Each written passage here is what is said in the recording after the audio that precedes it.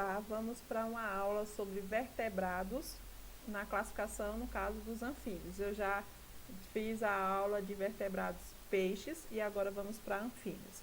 Essa aula é baseada no sistema Trilhas de Ensino da editora FTD. Então, os anfíbios, o nome desse grupo ele tem origem grega, anfi, de ambos os lados, e bio, de vida, que se refere ao fato de a maioria dos anfíbios representar uma fase da vida larval aquática e outra adulta na terra. Os anfíbios não possuem pelos, penas ou escamas revestindo o corpo. Sua pele é fina e úmida, características que auxiliam na troca gasosa. A maioria dos anfíbios possui glândulas produtoras de veneno. Aí tem a vacina do cambô.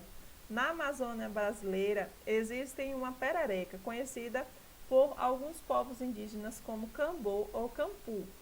Quando ameaçado por algum predador, esse anfíbio secreta em sua pele um tipo de substância venenosa, afastando-o.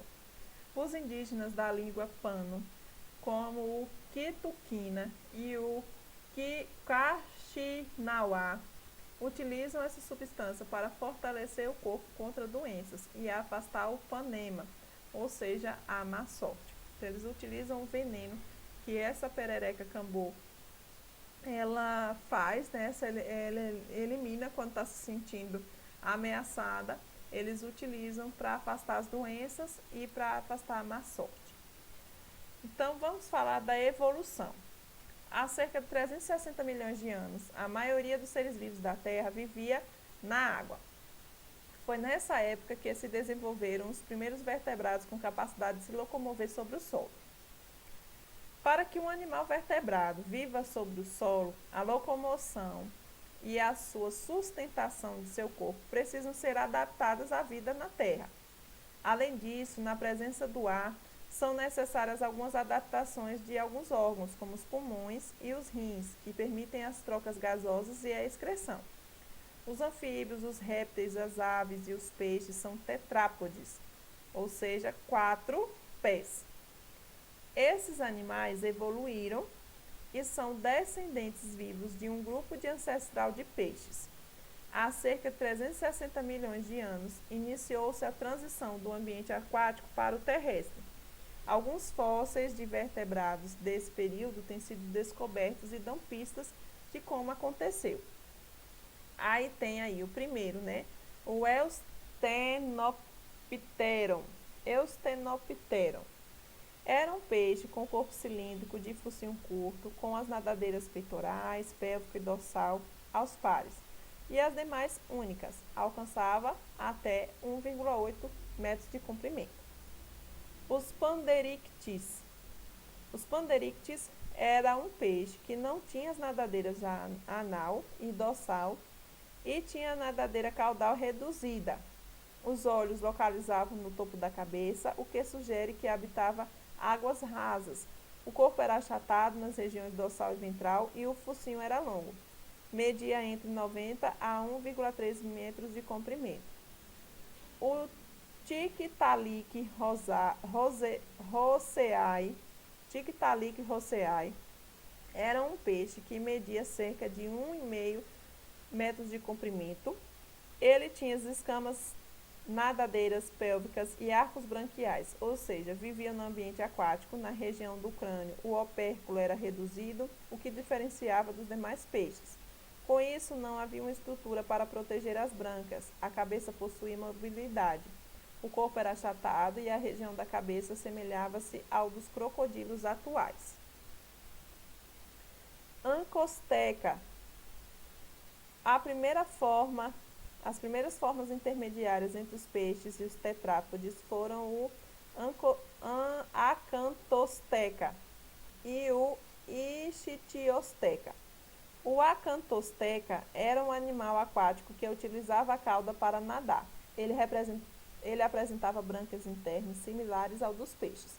Esse animal possuía 8 dedos nos pés e media, quando adulto, cerca de 50 centímetros.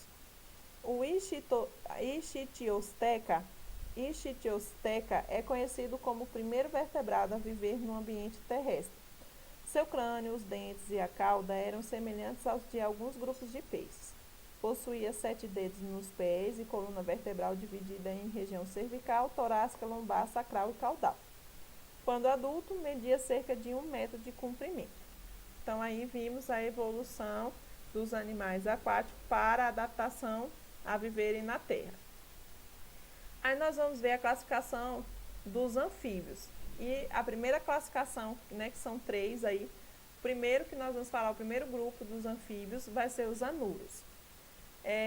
Aí tem, nos anuros temos os exemplos dos sapos, rãs e pererecas. Eles possuem o corpo curto com 4 membros e não possuem cauda quando adultos.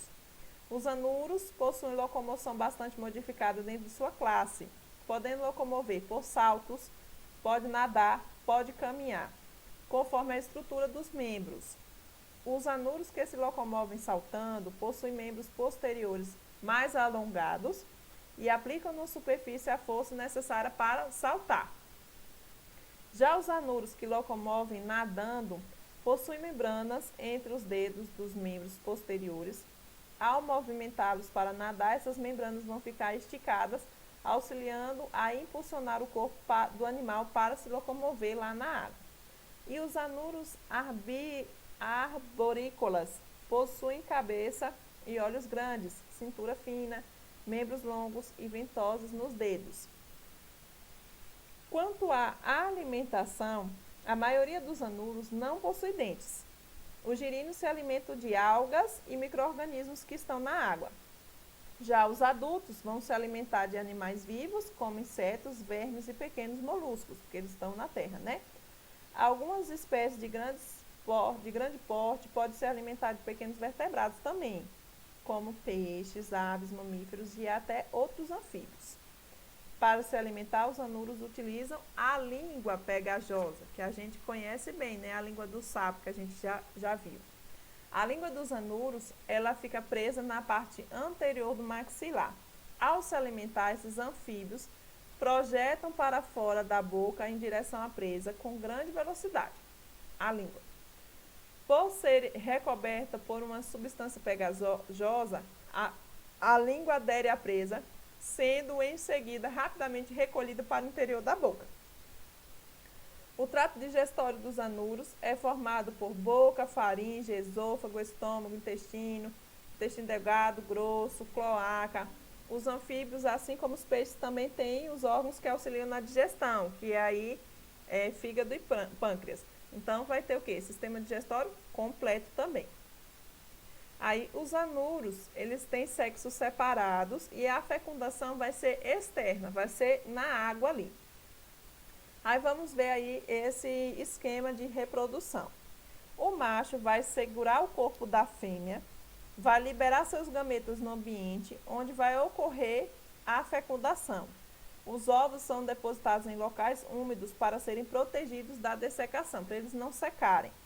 As larvas dos anuros são chamadas de girinos, a cabeça e o corpo são fundidos e apresentam nadadeiras. Após certo tempo de desenvolvimento, os girinos vão iniciar o processo de metamorfose. Eles vão aumentar de tamanho e primeiro vão desenvolver o quê? Os membros posteriores. Em seguida vão desenvolver os membros anteriores e a cauda vai sofrer regressão. Então, está mostrando aí todo esse processo de reprodução dos anuros. Vamos falar dos urodeiros, que é a segunda classificação dos anfíbios. Essa ordem de anfíbios é representada por animais como as salamandras. Elas apresentam o corpo alongado e 4 membros são funcionais, auxiliando na locomoção. A salamandra se locomove por meio de passos combinados com a movimentação lateral do corpo. Nos urodeiros, tanto os adultos quanto as larvas têm alimentação semelhante à dos anuros, assim como o trato digestório. A maioria também utiliza aquela língua para captar a presa. Nas salamandras, a fecundação normalmente é interna. Os ovos desenvolvem-se dentro do aparelho reprodutor da fêmea e são depositados na água. Deles vão eclodir as larvas, vão sair as larvas, que apresentam brânquias. As larvas alimentam-se de algas e o animal adulto é carnívoro. Na fase adulta, os urodelos habitam o ambiente terrestre e por isso perdem as brânquias, porque eles vão para a terra. E agora vamos falar dos ápodes. Então falamos das três classificações: os anuros, que são sapos, pererecas e rãs, os urodelos, que são a principal representação de salamandras, e dos ápodes agora. Ápodes quer dizer ausência de pés. Ápodes. Podes quer dizer pés e há ausência. Então, ápodes quer dizer aqueles que não têm pés. Essa ordem, né, essa classificação, ela é representada por animais conhecidos como cecílias. Eles não têm os membros e se locomovem como? Rastejando, né? As cobras cegas são exemplos de cecílias. Elas são assim conhecidas porque os olhos podem ser recobertos por pele ou por osso e não têm pálpebras. No focinho existe estrutura que recebe os estímulos do ambiente e a cauda é curta. As cecílias possuem dentes e alimentam-se de cupins, minhocas e larvas de insetos. Elas não utilizam a língua para capturar as presas, como os anuros e os urodelos, né? E possui trato digestório semelhante, então vai ter o trato digestório completo também. A fecundação das cecílias vai ser interna. Elas podem ser ovíparas ou vivíparas. As espécies ovíparas depositam os ovos num solo úmido e a fêmea se enrola neles até a eclosão. Em algumas espécies, as larvas se desenvolvem dentro dos ovos. Em outras, são aquáticas. Na espécie vivípara de cecílias, o embrião desenvolve-se dentro da mãe. Ele é alimentado pelos nutrientes contidos no ovo e pela mãe depois da eclosão.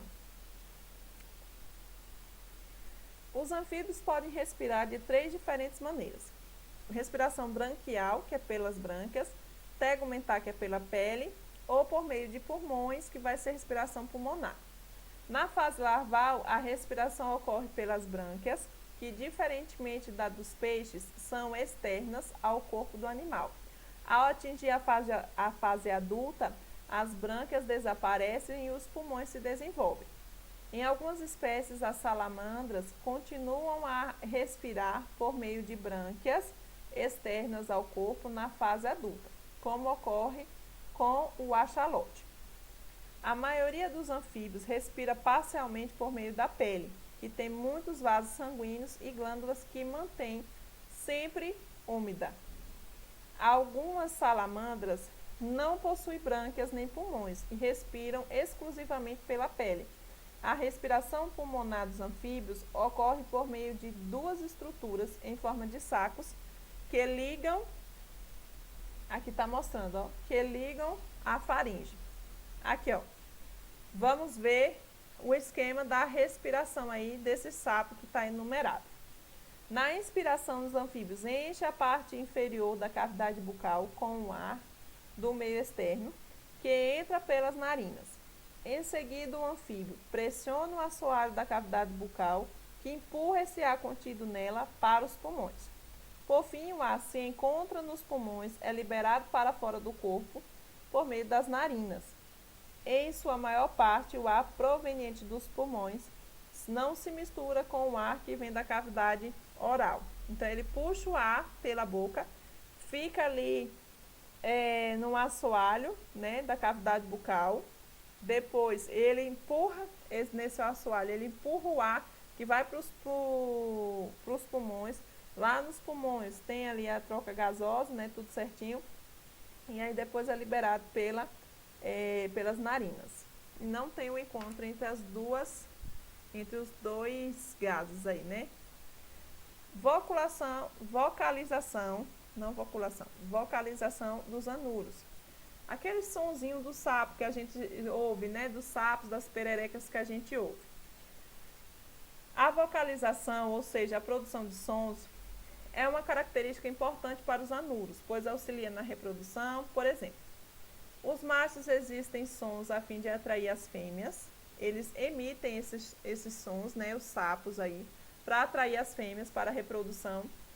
E para emitir esse som, o animal vai forçar os pulmões até as cordas vocais, localizadas na laringe, entre os pulmões e o saco vocal. Então, ele força esse ar aí nas cordas vocais para poder emitir esse som e atrair a fêmea para a reprodução. Quando o ar passa para frente e para trás nas cordas vocais, essas cordas vão vibrar. E essa vibração movimenta as moléculas de ar, produzindo assim o som. As vocalizações podem ser melhor percebidas no período noturno, a gente consegue ouvir mais os sapos no período noturno, e em época de chuva, quando tem água suficiente para o desenvolvimento dos girinos. O sistema circulatório dos anfíbios adulto é formado por vasos sanguíneos e um coração, dividido em 3 câmaras, 2 átrios e um ventrículo. Vamos ver aí o esquema. O sangue pobre, em gás oxigênio, ou seja, rico em gás carbônico, proveniente do corpo, entra no átrio direito. O sangue rico em gás oxigênio segue dos pulmões para o átrio esquerdo. Os átrios direito e esquerdo se contraem ao mesmo tempo, empurrando o sangue para o ventrículo. Uma válvula presente no ventrículo impede parcialmente a mistura do sangue rico em gás oxigênio e o sangue rico em gás carbônico. O ventrículo se contrai e o sangue rico em gás oxigênio vai para o corpo e o sangue rico em gás carbônico vai para os pulmões. O sistema nervoso dos anfíbios é composto por um cérebro, de onde se estendem nervos para o resto do corpo.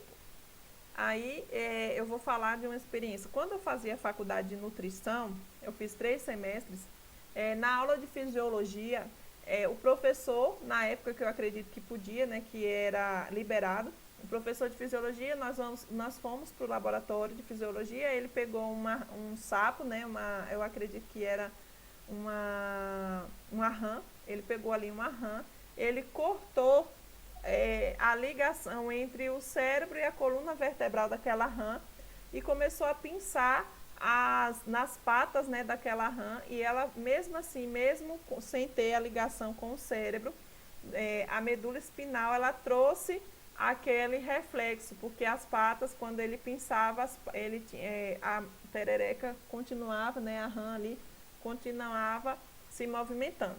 Aí ele pegou e tirou o coração dessa rã também, para poder mostrar a ação da adrenalina e da acetilcolina. A adrenalina acelera e a acetilcolina desacelera o coração. E aí ficou ali batendo o coração daquela rã fora do corpo. O sistema excretor é formado por 2 rins que filtram os fluidos do corpo do animal, formando a urina. Então, vai ter rim. Essa urina pode ser eliminada para o ambiente diretamente pela cloaca ou ficar armazenada na bexiga urinária. Para compensar a falta de umidade do ambiente em determinada situação ou alguma época do ano, a água contida na urina pode ser reabsorvida pelo sistema excretor do anfíbio para que ele continue ali naquele ambiente úmido, compensar mesmo o período de seca. Então, essa é a aula sobre anfíbio.